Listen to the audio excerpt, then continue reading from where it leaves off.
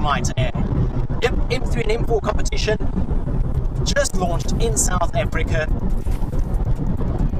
And I'm behind the wheel of the M3. It is the 6th generation M3. And it is the second one in a row that features a 3-litre straight-six turbocharged power plant. The M3 has for the longest time been that benchmark that all other performance sedans, compact performance sedans, are measured against. This one, well, this is going to be another yardstick, I'll tell you that. It produces 375 kilowatts and 650 newton meters of torque. And it sends that power to the rear wheels.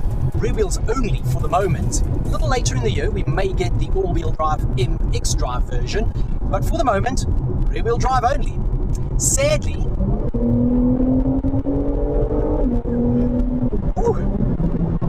we only get it with the 8-speed automatic because it's a competition.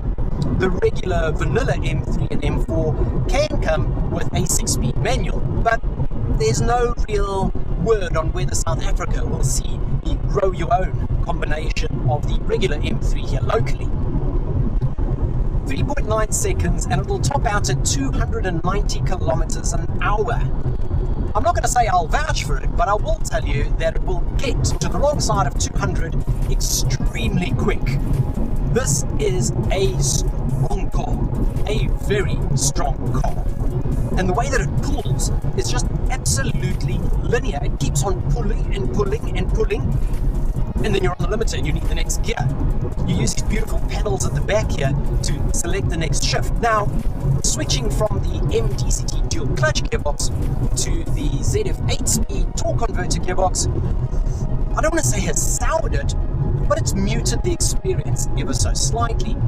The shifts aren't as brutal and aggressive in your back as what they were in the past.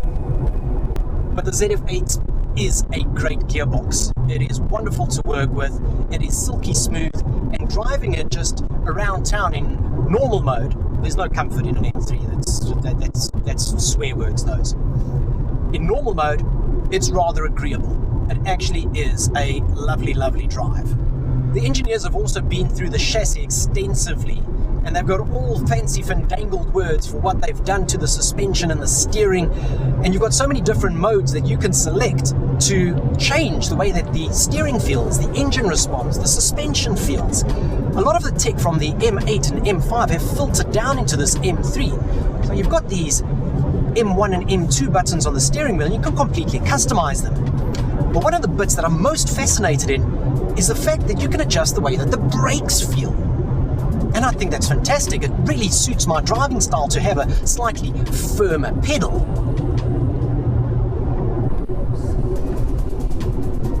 The engine doesn't sound great, sadly. It's not the best sounding engine out there, and there's a lot of artificial plumbing that's coming into the cabin. It does sound a little tinny and scratchy up top there, but that maybe harks back to the early E36 and E46 naturally aspirated straight 6 days. They had that sort of tinniness to them, and I think they're possibly trying to replicate that. But whatever they've done to the chassis has worked wonders. It's a firm drive, but this vehicle responds. I wasn't too fond of the way that the previous M3 and M4 responded in terms of steering feel. This one though, it feels proper, it feels pucker. Yes!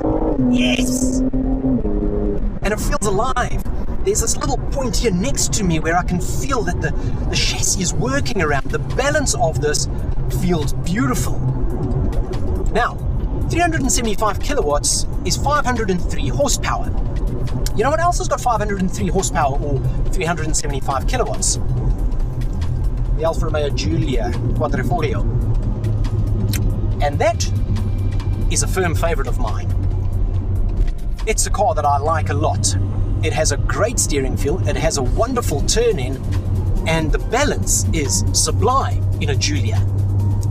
And I think that the Germans have taken a page out of that book. The one bit that is a little polarizing is of course the styling. Not everybody is going to love the big piggy nose up front. I didn't want to like it, and I still don't like it, but it does look better in the metal than what it does in images. There are a lot of angles, there are a lot of lines. It is a very busy design. You do sit there and wonder who in their right mind would have designed this.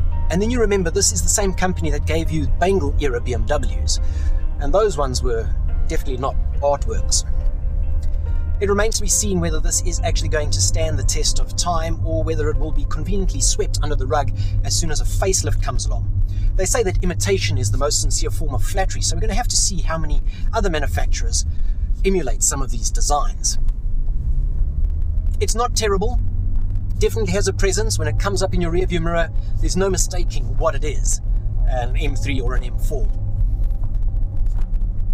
The good thing is that you don't have to stare at it when you're driving it, and you're going to love driving it so much that you're not going to worry what it looks like on the outside. Let's get down to the pricing here. Now, I remember a time when the M3 cost 550,000 Rand, but that kind of gives my age away. It was a long time ago. The new M3 competition is going to cost you just shy of 1.9 million Rand. The M4 just shy of 2 million Rand. You're going to get a little bit of change, but for that change, you're going to want to fit one of the few options. They come pretty high spec as standard, but things like these carbon bucket seats are going to run you 80k. The carbon package on the exterior, an additional 60k. And if you want carbon ceramic brakes, well, that's going to run you 140,000 Rand. You could easily drop another 300,000 Rand, another Fiesta, on this car just in options alone. But you have one heck of a machine that really is a return to sheer